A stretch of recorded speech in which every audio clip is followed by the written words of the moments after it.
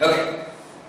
Now here's another case. Let us say Ahab, the captain of a steam vessel, suddenly and without any fault or negligence on his part, finds himself in such a position that before he can stop his vessel, he must inevitably run down the boat Betty, which has 20 or 30 passengers on board.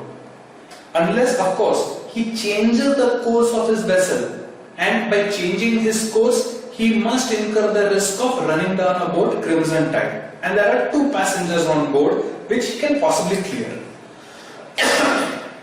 Now, let us say Ahab changes his course.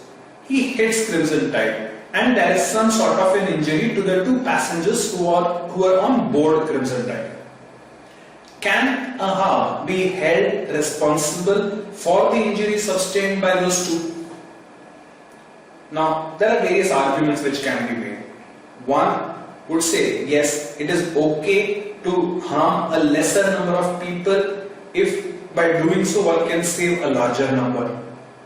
On the other hand, one might argue that the person should not have taken any decision. He should have let nature run its course because there was no fault on his part. So he should do nothing. If it hits Betty and the people get hurt, he still is not responsible because he could only have done the only act which he could have done was change the course and hit Crimson Tide. So by doing nothing, he can save himself.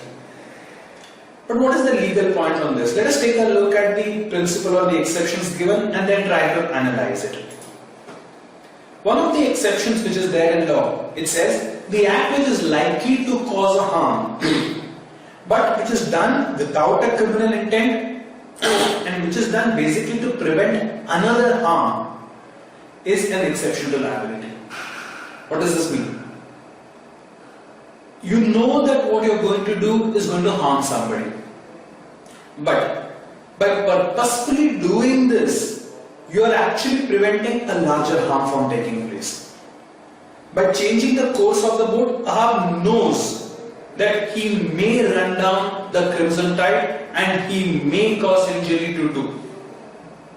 But had he not taken this action, he definitely would have collided, hit with the first boat, and the amount of people injured, the number of people injured would be much larger.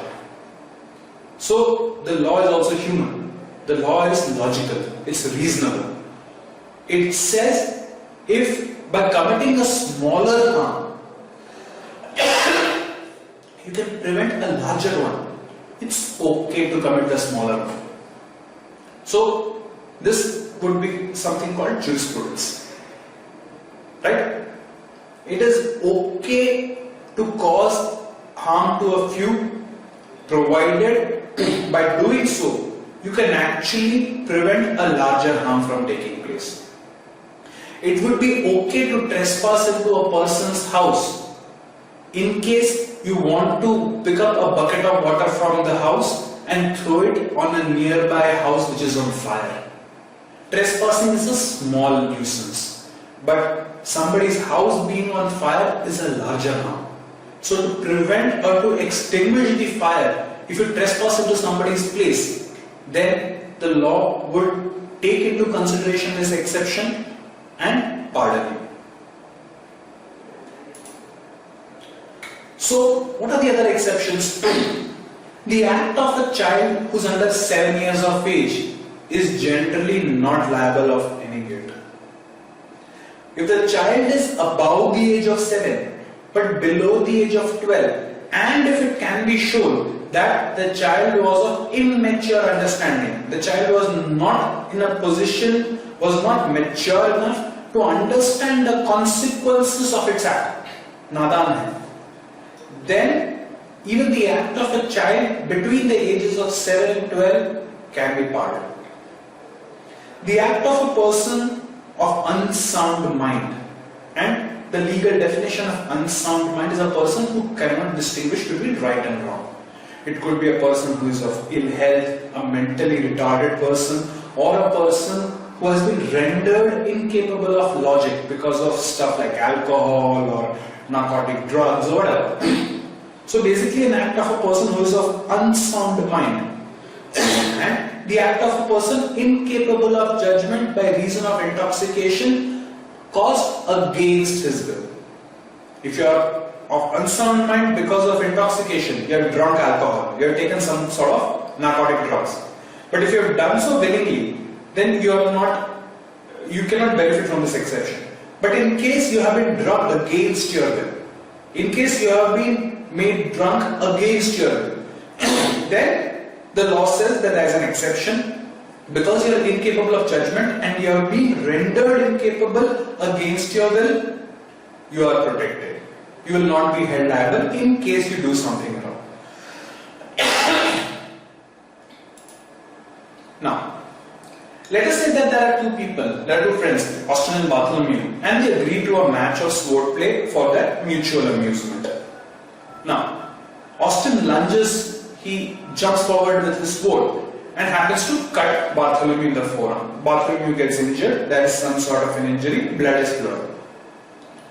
The question here is, would Austin be held liable for causing harm to Bartholomew? Well, they were sword fighting, and let us set aside the fact for a moment that sword fighting might be illegal. Let's assume that it's okay. But we know that fighting with swords is dangerous. These two people agree to a sword fight, one of them gets hurt. Can he sue the other for it? Well, the law says an act which is not intended and which is not known to be likely to cause death or grievous hurt, if it is done by consent, then it does not give cause for action.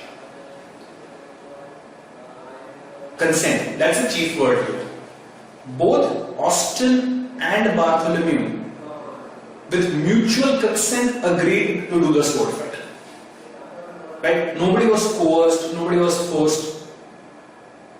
So if both the people have voluntarily agreed to do this, it means they are well aware of the consequences and they take the responsibility of all possible consequences on their self.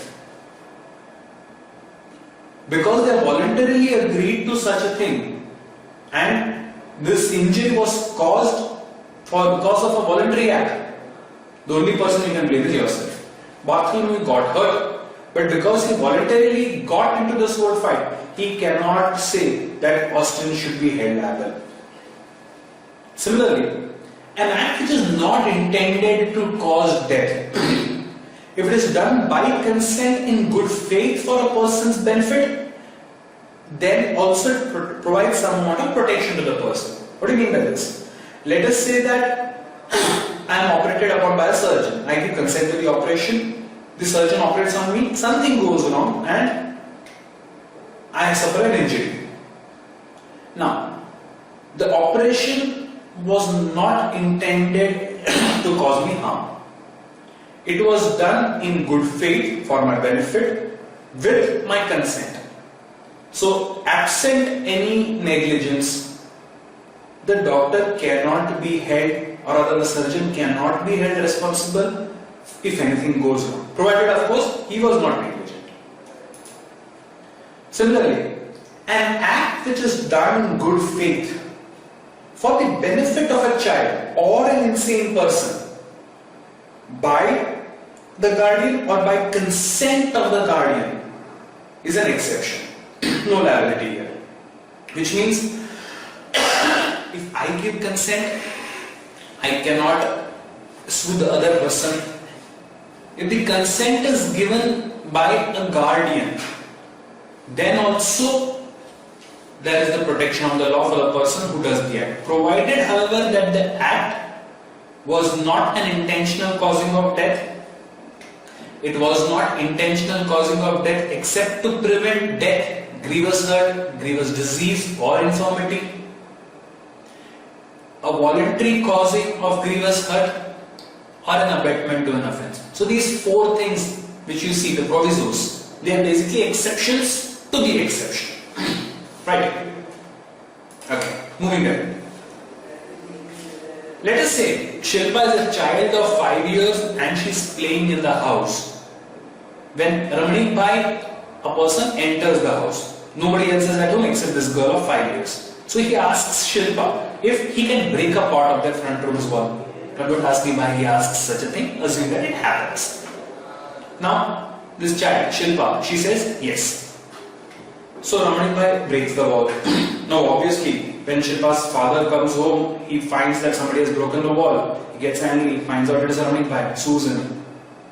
Now when Shilpa's father sues Ramanik Bhai, would Ramanik Bhai be held liable? Well, some of you might be tempted to say that any act done by a child under the age of 7 is not a cause of action. She cannot be held liable. But remember, the wrongful act was not done by the child. So that law cannot be applicable here. Right? When we previously saw the condition that the act by a child under the age of 7 cannot be held liable, that is when the wrongful act is done by the child. Here, the wrongful act is breaking the wall. And that has not been done by Shilpa. That has been done by Ramanik Bhai, an adult. So the question here is, what can be done? Ramanik Bhai can claim that he took the permission of Shilpa, who was there in the house. Well, as is pretty obvious, there are 3 exceptions to a consent. Let us say I agree to do something. Means I have given my consent. Now, when would this consent be valid? Normally it would be valid, but for these cases, these exceptions. First, if the consent was known to be given under fear or misconception. I have threatened and taken the consent, or I have provided some sort of misdirection, misconception to the person and then taken the consent. Then in such cases, the consent is not valid. The consent of an insane person, a person who is legally insane, can also not be considered valid. And relevant to this particular example, the consent of a child is not valid. So, if you take a look at the facts of the case, Shilpa is a child of 5 years, a child by any definition. So, she legally cannot give consent. So, when Ramanik Bhai asks her whether he can break the wall, technically speaking, he cannot ask for permission from the child. Even if the child says yes, it is not a valid consent. So, Ramanik Bhai is breaking the wall without any consent. He has committed a wrongful act. Shilpa's father can sue and win the case against Ramanik.